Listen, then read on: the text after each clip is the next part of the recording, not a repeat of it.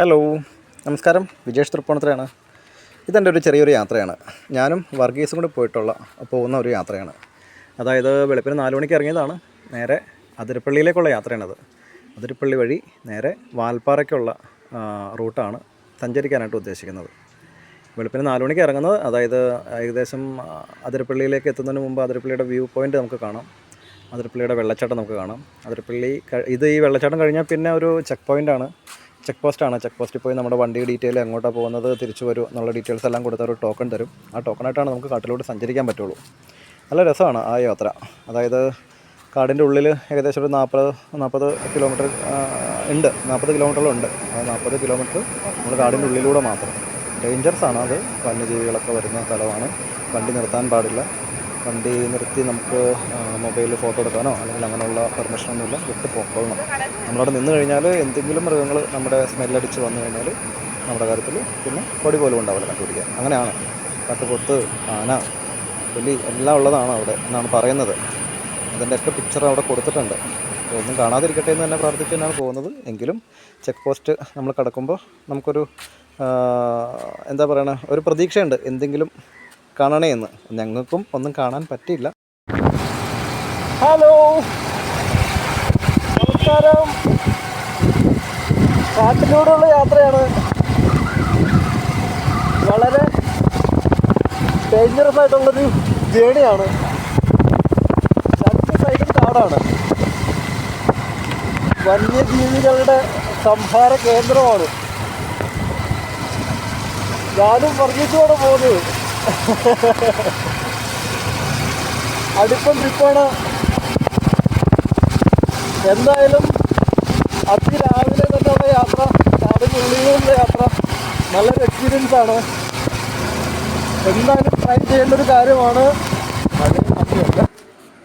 ശരിക്കും ഇതിലൂടെ പോകുമ്പോൾ ഏതെങ്കിലും ഒരു വണ്ടി കണ്ടു കഴിഞ്ഞാൽ അതിൻ്റെ പുറകെ പോകാം എന്നുള്ള പ്ലാനായിരുന്നു ഞങ്ങൾക്ക്.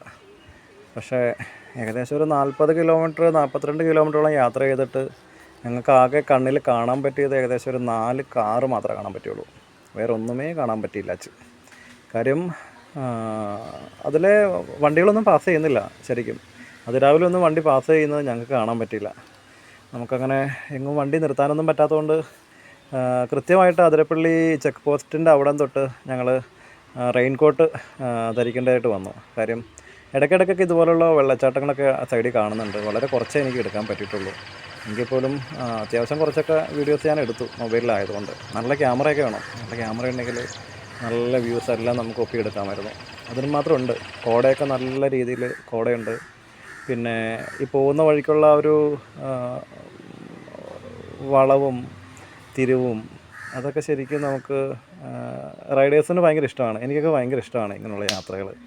വേറെ ഒന്നുമല്ല, ഈ ഒരു കാടിൻ്റെ ഉള്ളിലൂടെയുള്ള യാത്ര എന്ന് പറയുമ്പോൾ മൊബൈൽ ടവർ ഇല്ലാത്ത ഒരു ഏരിയ എന്ന് പറഞ്ഞാൽ ഏറ്റവും എനർജറ്റിക് ആയിട്ടുള്ള സ്ഥലമാണ്.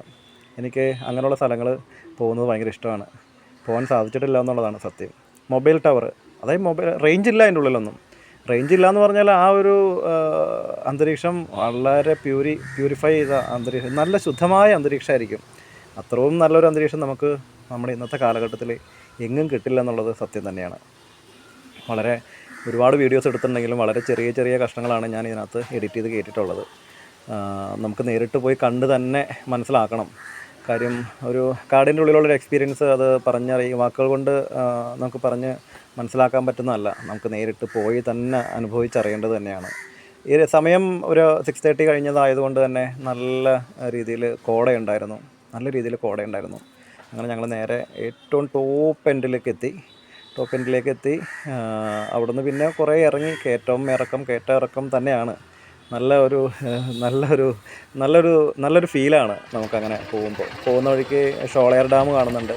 ഷോളയാർ ഡാം ശരിക്കും പറഞ്ഞാൽ നമുക്കതിൻ്റെ താഴെ നിന്നുള്ള വ്യൂ ആണ് നമ്മൾ ആദ്യം താഴെ നിന്നാണ് കാണുന്നത്. അവിടുന്ന് പിന്നെ ഇതിൻ്റെ മുകളിലേക്ക് കയറുമ്പോഴാണ് നമുക്ക് ഷോളയാർ ഡാം കാണാൻ പറ്റുക.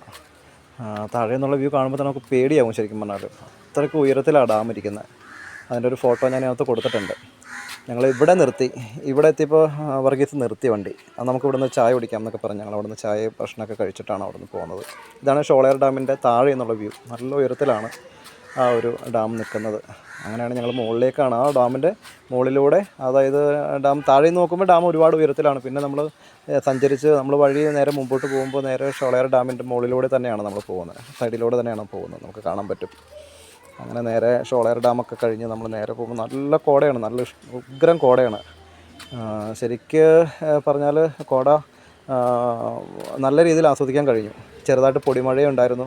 പൊടിമഴ റെയിൻകോട്ടൊക്കെ ഇട്ടിട്ട് നമുക്ക് പോകുമ്പോൾ ഈ ഒരു യാത്ര ശരിക്കും കറക്റ്റ് അതാണ് അതിൻ്റെ ഒരു കറക്റ്റ് മൂഡ്. റെയിൻകോട്ട് വേണം, റെയിൻകോട്ടൊക്കെ ഇട്ട് ആ ഒരു ചെറിയൊരു അരിപ്പൊടി വിതറുന്നത് പോലെ, മുകളിൽ നിന്ന് അരിപ്പൊടി വിതറുന്നത് പോലെയുള്ള മഴയാണ് പെയ്തുകൊണ്ടിരുന്നത്. അങ്ങനെ മുകളിൽ ചെന്ന് വാൽപ്പാറ എത്തി. തേയിലത്തോട്ടങ്ങളാണ് മൊത്തം.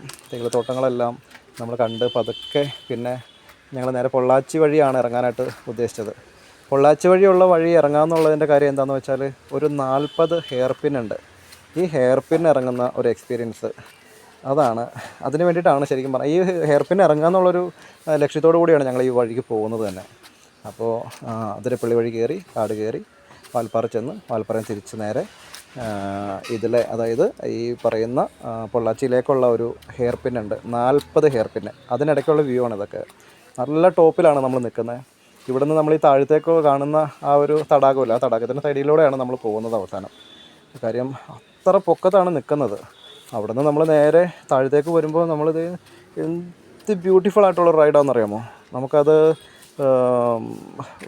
നമ്മൾ അതിശയിച്ചു പോകും. ഏറ്റവും അവസാനം നമ്മൾ താഴത്തെത്തി കഴിയുമ്പോൾ നമ്മൾ മുകളിലേക്ക് നോക്കുമ്പോൾ നമ്മൾ വന്ന വഴി കാണുമ്പോൾ ശരിക്കും പറഞ്ഞാൽ നമ്മൾ മുകളിൽ നിന്ന് താഴത്തേക്ക് കണ്ട സ്ഥലത്ത് തന്നെയാണോ നമുക്ക് അതിശയം തോന്നിപ്പോവും. ഹെയർ പിന്നുകളെല്ലാം 40 എണ്ണം എന്ന് പറഞ്ഞാൽ 40 എണ്ണം നല്ല ഉഗ്രം ഹെയർ പിന്നാണ്. ഇനി ഒരിക്കലും കൂടി എനിക്കവിടെ പോകണമെന്നുണ്ട്. അത് ഒറ്റയ്ക്ക് പോയാൽ കൊള്ളാം എന്നാണ് എനിക്കുള്ള ആഗ്രഹം. അത് എന്തായാലും പാലക്കാട് പൊള്ളാച്ചി വഴി ഈ ഹെയർ പിൻ ഇറങ്ങുവാണ് ഞാനും വർഗീസും ചെയ്തത്. പക്ഷേ ഈ ഹെയർ പിന്ന് കയറണം, എനിക്കിതിലെ ഒറ്റയ്ക്ക് കയറണം എന്നുള്ള ആഗ്രഹമുണ്ട്. ഒറ്റയ്ക്ക് ഈ ഹെയർ പിന്ന് കയറി നേരെ വാൽപ്പാറ ചെന്ന്, വാൽപ്പാറയിൽ നിന്ന് നേരെ ഒരു സമയമുണ്ട് നമുക്ക് ചെക്ക് പോസ്റ്റ് കടത്തി വിടാനായിട്ട്, ഇങ്ങോട്ട് പോകാനായിട്ട്. അതായത് അതിരപ്പള്ളിക്കുള്ള ചെക്ക് പോസ്റ്റ് കിടക്കണമെങ്കിൽ അതിരപ്പള്ളിയിലേക്ക് നമ്മളുള്ള യാത്രയ്ക്ക് നമുക്ക് ഇവിടെ നിന്ന് കാടിന് മുമ്പ് തന്നെ നമുക്കൊരു ചെക്ക് പോസ്റ്റ് ഉണ്ട്. ആ ചെക്ക് പോസ്റ്റിൽ നമുക്ക് ഒരു സമയം പറയുന്നുണ്ട്, 4 മണി. ആ 4 മണിക്ക് മുമ്പ് നമ്മളവിടെ എത്തിയാൽ മാത്രമേ നമ്മൾ അങ്ങോട്ട് കടത്തി വിടുള്ളൂ. അല്ലെങ്കിൽ പിന്നെ തിരിച്ച് പൊള്ളാച്ചി വഴിയാണ് തിരിച്ചിങ്ങോട്ട് വരേണ്ട വരും. അപ്പോൾ ആ ഒരു ടൈമൊക്കെ അഡ്ജസ്റ്റ് ചെയ്തിട്ട് എങ്ങനെയാണ് എത്താൻ പറ്റുക എന്നുള്ളതിൻ്റെ ഒരു പ്ലാനിങ്ങിലാണ് ഞാനിരിക്കുന്നത്. ഇപ്പോൾ കഴിഞ്ഞ ആഴ്ചയിൽ നിലമ്പൂർ പോയി, ഈ ആഴ്ച ഇപ്പോൾ ഇങ്ങനൊരു ട്രിപ്പ് എനിക്ക് പോകാനായിട്ട് ദൈവം സാധിച്ചു. ഇനി എന്തായാലും പോവുകയാണെങ്കിൽ എപ്പോഴെങ്കിലും പോകുന്ന ഒരു ട്രിപ്പിൻ്റെ കൂട്ടത്തിൽ എൻ്റെ മനസ്സിലുള്ളൊരു ആഗ്രഹമാണ് ഈ ഒരു പൊള്ളാച്ചി വഴി തിരിച്ച് കയറി ഈ ചുരം കയറി ഹെയർ പിന്ന് 40 എണ്ണം കയറി മുകളിലേക്ക് പോകണം. എന്നിട്ട് അതിരപ്പള്ളി വഴി തിരിച്ച് വരാനുള്ള ആ ഒരു കാടിൻ്റെ ഒരു എക്സ്പീരിയൻസ്. ഉച്ച കഴിയുമ്പോഴത്തേക്കുള്ള ടൈം കണക്കാക്കുമ്പോൾ ശരിക്കും വണ്ടികളൊക്കെ ഉണ്ടാവണം. അങ്ങനെയാണെങ്കിൽ ഒറ്റയ്ക്ക് പോകുമ്പോൾ സേഫ് ആണല്ലോ. മറ്റുള്ള ഏതെങ്കിലും ഒരു വണ്ടിയിൽ കയറി പിടിച്ച് ആ വണ്ടിയുടെ കീപ്പ് ചെയ്ത് അങ്ങ് പോയാൽ മതിയല്ലോ എന്നുള്ളൊരാഗ്രഹത്തിലാണ് ഞാനിരിക്കുന്നത്. എന്തായാലും വ്യൂ എന്തായാലും നല്ല ബ്യൂട്ടിഫുള്ളാണ്. പോകേണ്ട ഒരു സ്ഥലം തന്നെയാണ്. പോയിട്ടില്ലെങ്കിൽ എല്ലാവരും പോയിട്ടുണ്ടാവണം മിക്കവാറും. എങ്കിലും വാൽപ്പാറ ടു എങ്ങനെ വാൽപ്പാറയ്ക്ക് പോയാലും Valparai to Pollachi route experience ചെയ്യേണ്ടത് മസ്റ്റായിട്ട് നമ്മൾ എക്സ്പീരിയൻസ് ചെയ്യേണ്ട ഒരു കാര്യം തന്നെയാണ്. അത് എല്ലാവരും ഒന്ന് ട്രൈ ചെയ്ത് നോക്കണം. പോയി വരുന്ന ആ ഒരു വരവ് നമ്മുടെ മനസ്സിൽ നിന്ന് ഒരിക്കലും, നമ്മുടെ ജീവിതത്തിൽ ഒരിക്കലും നമ്മൾ മറക്കില്ല. എന്തായാലും എൻ്റെ യാത്രയുടെ ഈ വീഡിയോ ഇവിടെ കൊണ്ട് അവസാനിക്കുകയാണ്. എന്തായാലും കൂടുതൽ ഡീറ്റെയിൽസ് ആയിട്ട് ഞാൻ ഈ കാര്യങ്ങളെല്ലാം ചെയ്ത് പഠിച്ചുകൊണ്ടിരിക്കുകയാണ്. എന്തെങ്കിലും കുറവുകളുണ്ടെങ്കിൽ ക്ഷമിക്കുക. നമ്മുടെ ജീവിതത്തിൽ നമ്മൾ എന്തായാലും ഇതുപോലുള്ള യാത്രകളെല്ലാം പോകണം. ജീവിച്ചിരിക്കുമ്പോൾ നമുക്ക് കാണേണ്ട കാഴ്ചകളെല്ലാം നമ്മൾ എക്സ്പീരിയൻസ് ചെയ്യണം. Thank you.